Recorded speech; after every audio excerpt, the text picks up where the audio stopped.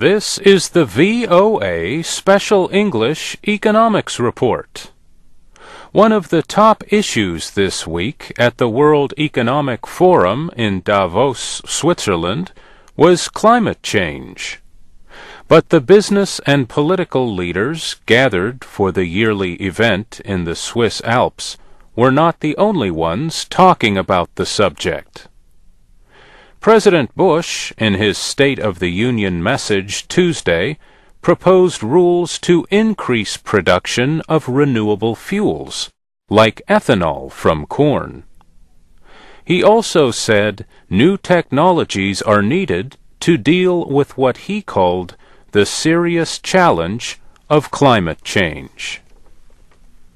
California recently passed rules to require industries to release less carbon dioxide and other gases blamed for trapping heat.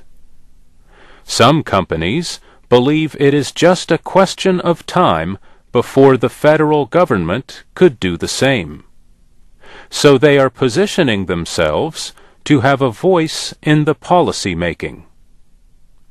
On Monday, leaders of 10 big companies proposed federal rules to limit the release of greenhouse gases. The companies are members of the United States Climate Action Partnership.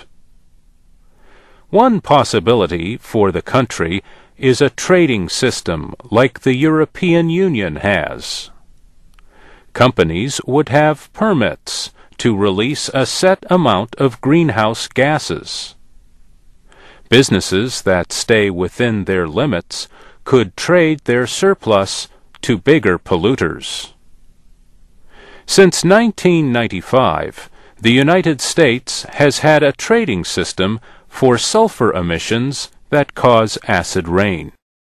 But some companies think other ideas, like new taxes on polluters, are a better way to cut greenhouse gases. Any new rules would hit some industries harder than others. For example, 40% of the carbon dioxide from American industry comes from power producers, especially those that burn coal. The United States is the world's biggest producer of carbon dioxide, followed by China. On February 2nd in Paris, a scientific group established by the United Nations plans to release a major report on climate change.